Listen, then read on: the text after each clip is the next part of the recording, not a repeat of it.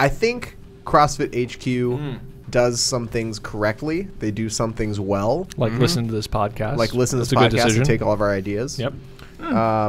But they also don't do certain things well. What do they not do well, Armin?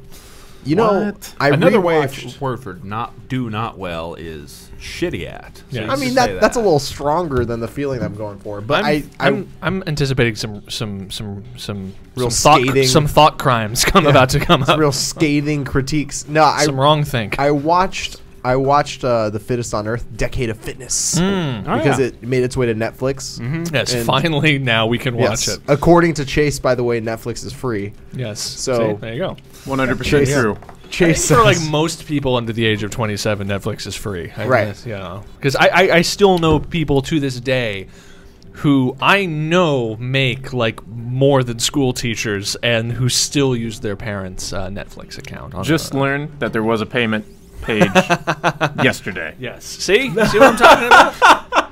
I also like how you use the like your threshold of poverty is school teacher. Yes, exactly. that is a scathing insight into how our culture works. Because they don't make very much, but you still think of a teacher as an adult. So it's like if you're a barista, you probably make slightly less than a school teacher, but if you make slightly more than a school teacher, it's like you should have your own Netflix account because you're a grown up. That's my logic.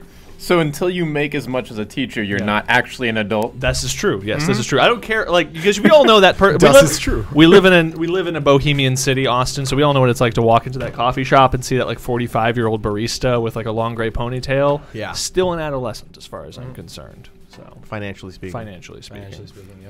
Yeah. I mean, I come from L.A. Where you walk into a coffee shop and literally anyone around you, whether it's the rattiest homeless looking man or like the prettiest girl, could be either homeless or a billionaire. There's just it's one of those two things. And in Venice, sometimes it's both. It's just really artsy. They're having a crazy weekend. So I watched Shia LaBeouf. Shia LaBeouf, who is the unofficial mascot of this podcast. That's right. That's right. He's actually shooting my buddy's film right now, and he got picked up for being drunk in public. Oh, good. During the shoot, during the production. Yes, good. Yes. How's that going? I think I would say it's going great. Wait, hot goss. This is hot goss, you guys. You heard it here first on Scale as Needed. Someone call TMZ.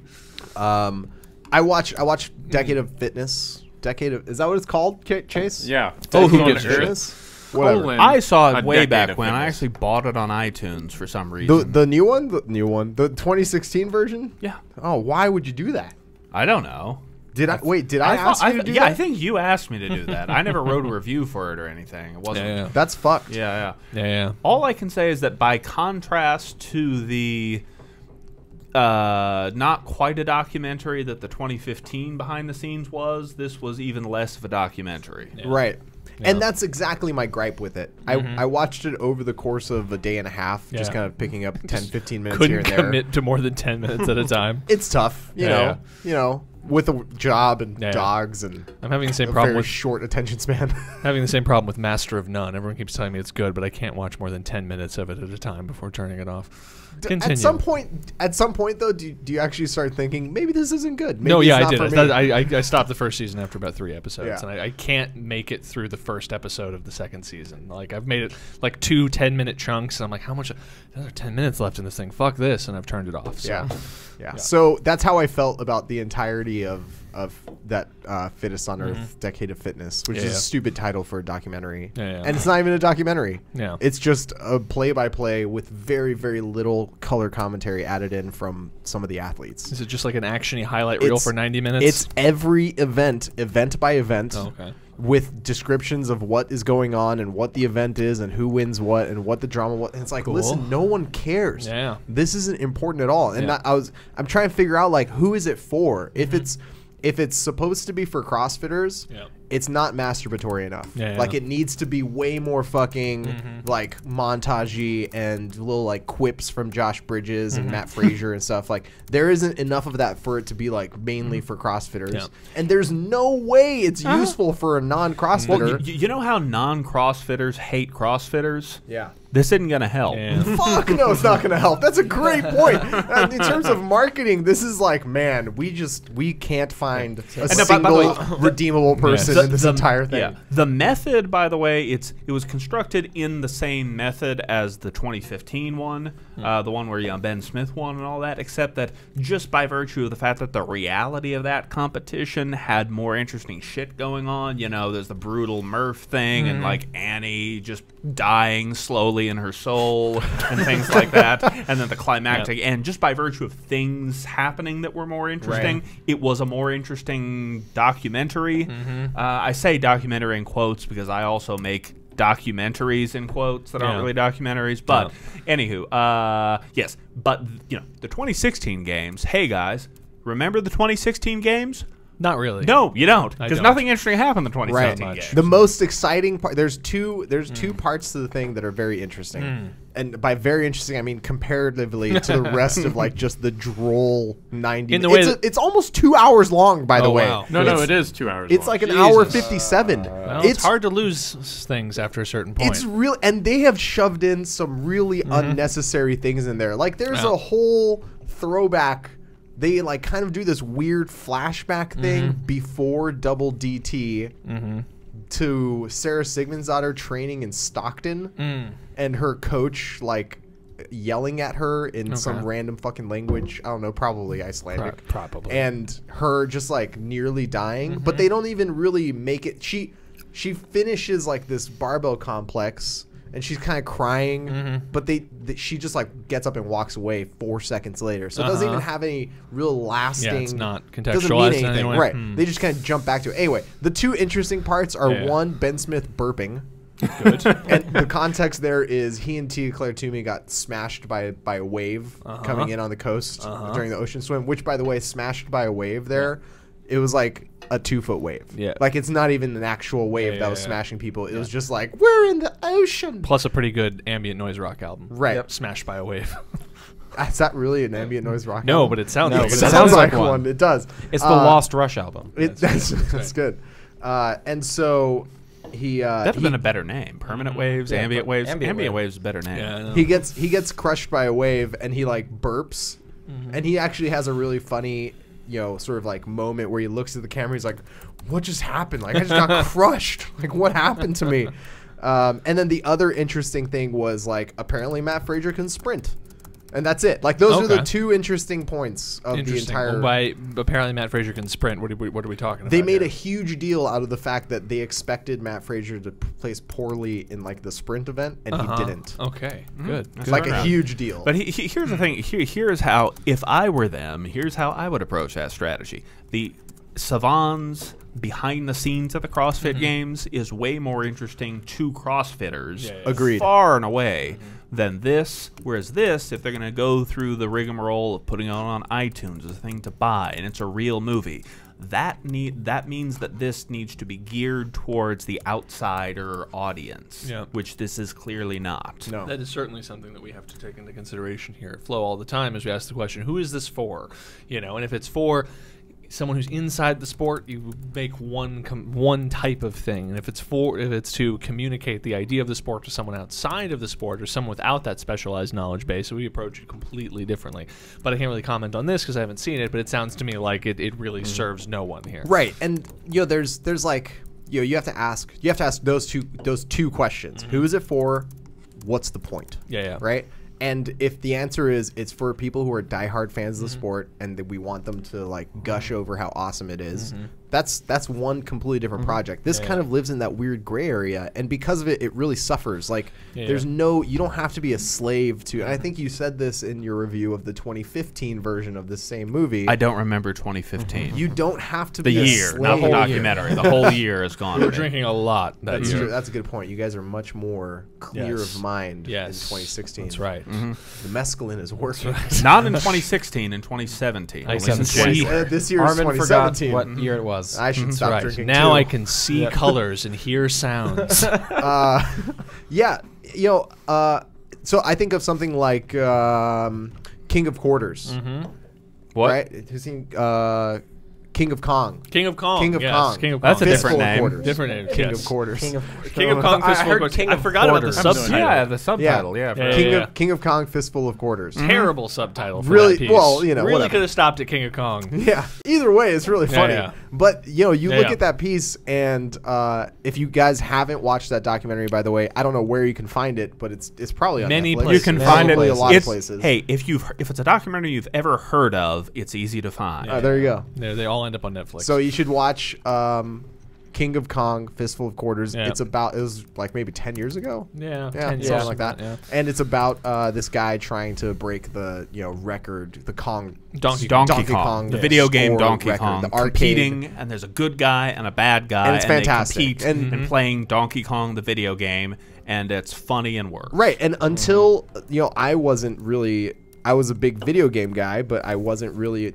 I wasn't really a competitive video game guy. I didn't know about this sort of thing until I watched that movie. I learned of the existence of that entire organization and the referee and the politics and the competition. Which is a great way to do. I mean, many documentaries, and part of the reason they succeed is they bring you into a world, and that could be about sport. It could be about some Look at all cultural. the Netflix cooking shit. Sure. Yeah, I mean, well, there you go. Bigger, Stronger, Faster is, at least in this space, that's a better example. It's like most folks who don't know anything about steroids, that's an awesome documentary to go all around the world about steroids. And that's entertaining and fun and all Or that I good would stuff. even argue something like, because Bigger, Stronger, Faster is more of an issue doc, but something like even Strongman Eddie Hall. Oh, yeah, part of that's that, fucking awesome. like, That's a good one.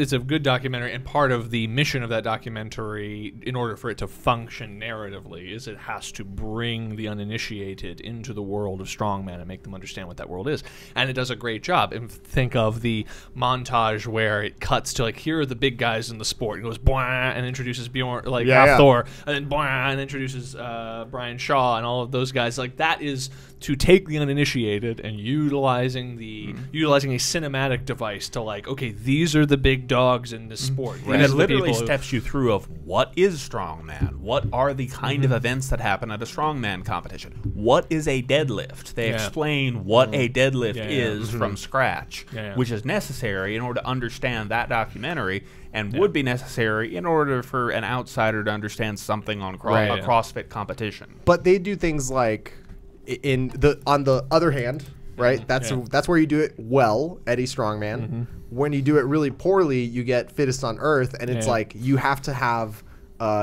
title cards with the workouts on it, and just imagine the separator workout, which was, by the way, I had completely fucking forgotten what it was. I just remembered it being like a disaster of judging because of the ring handstand push-ups. But it's like ring handstand push-ups, back squats, burpees, ring handstand push-ups, front squats, burpees, ring handstand push-ups, overhead squats, burpees, and it's just it's like 30 lines of text split between men and women, just like slammed onto the screen for like 0.8 of a second. Perfect. And you're just I'm like trying to look at his. I didn't fucking understand what it's trying to say, much less them talking. And about, I was there. I was fucking there. I watched it happen. I remember that workout, and I still did not even understand what that card was trying to say. The funny thing is, like, I think that there is an awareness that you have to have, obviously, with any kind of documentary filmmaking or whatever kind of filmmaking, about like what you're doing, what makes a movie. But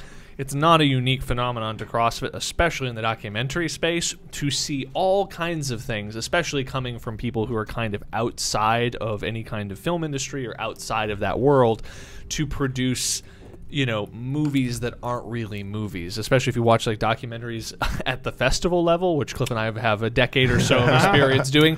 So you really don't know what you're going to get. Sometimes you go in and it's like, oh, this is a movie. Someone put it together. It's a good documentary. And then sometimes you just see 80 minutes of like footage put together that by someone who, and it might even be quote unquote edited, but it's just like there's no thesis, there's no characters, there's no this. They're just assumed, like someone without a real concept of what making a documentary is went and made something or put together money and put together footage, and now it exists. A recent example, this is not actually a terribly egregious example in that it was kind of fun to watch, but Famed actor Kevin Pollak recently directed I watched this on an airplane, actually. He did a film called, like, Misery Loves Comedy or something like that, I think was the name of it. But it was a, quote, documentary, but it was supposed to be about comedy. And I had heard him talk on other podcasts and stuff about how I have this new documentary out called Misery Loves Comedy. And it's about comedy and what it's like to be a comic and all this. I'm like, okay, cool. So when I saw it on a plane, I hit play, watched it. First of all, I can say this: the interviews are very well shot. They're very pretty looking, and it actually is kind of funny to watch a bunch of comics that you've seen before talk. But the problem is literally just a string out, basically, of just 90 minutes worth of interview clips of just talking heads, just literally saying 10 to 15 second things about comedy that are kind of loosely organized into, like, starting out in comedy, doing stuff in comedy, material in like a couple chunks, and it's just 90 minutes of talking heads just kind of loosely categorized. Like, as if we were making something and we went and we shot a bunch of interviews, the first thing we would do is we put together what we call a string out, which is just literally to chop up all the interviews into something mildly coherent and throw them all on a timeline, and we look at it, and then we start layering stuff and figuring it out.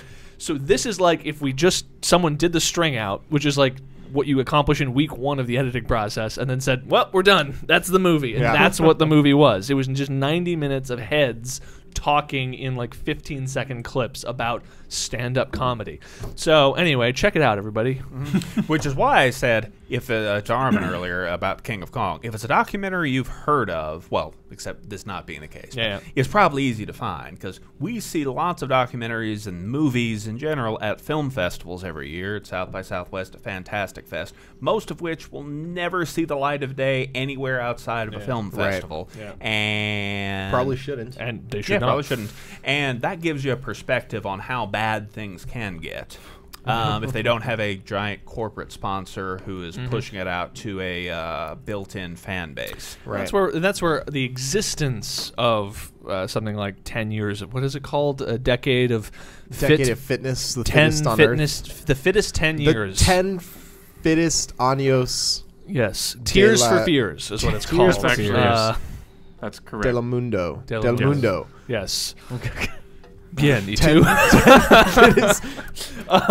But the existence of it is interesting just because, like, I get it. You know, I mean, we work for a sports media company. It's like, well, we have all this footage of all these people, and we decided to interview them. There's another piece of it, right? Look at how hard they worked. We should celebrate them by just putting all that footage together and calling it a movie. And that's, so it comes from a good place, but it's just like, or you could spend those same resources making an actual movie that could actually serve everyone's phone's going off today. Jeez. You could use a similar amount of resources and all of that footage and make something that actually, I don't know, would tell someone who doesn't know about CrossFit about CrossFit. Yeah, to the extent that I don't have ill will towards them, but to the extent that just personally in my own psyche, it hurts me watching Fittest on Earth, both iterations of it. The reason it hurts me so much is I spend my career here at Flo trying to make good, arty, whatever documentaries with very little footage. It's out of just nothing, bare resource. When I see the number of interviews they get, the kind of access and footage they get,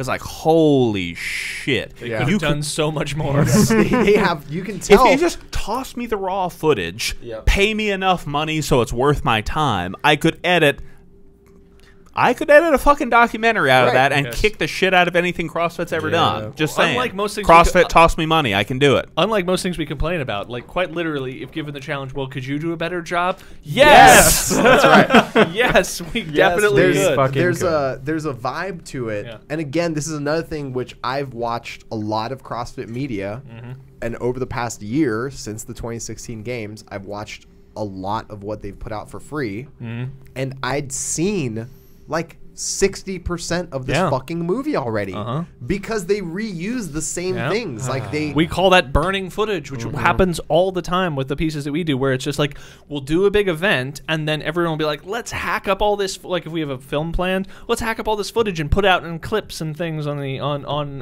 websites. And we say no because we just want to sit on it until we can actually put something together, because we know if we're going to make an investment into a larger piece, that footage, if we burn it, and by burn it we mean mean, it's already been out there, then it will feel used. Stale. Or as I often say, it will be chewed bubble gum by the time people eventually get to see it. 100% how it felt. So it felt like chewed bubble gum. Is fucked out is the other term. On top of that, fucked out, yeah. Just solidly fucked on out. top of that, they went up to Kelowna. Yes. And shot some stuff with Bukowski. Cool. Which is like a shot-for-shot remake of our fucking documentary with them. Oh, good. I mean, like, down to, like, him doing the Star Wars VR thing. I forgot all about of it. that. I mean, all of it. It's awesome. so fucking ridiculous. I was like, who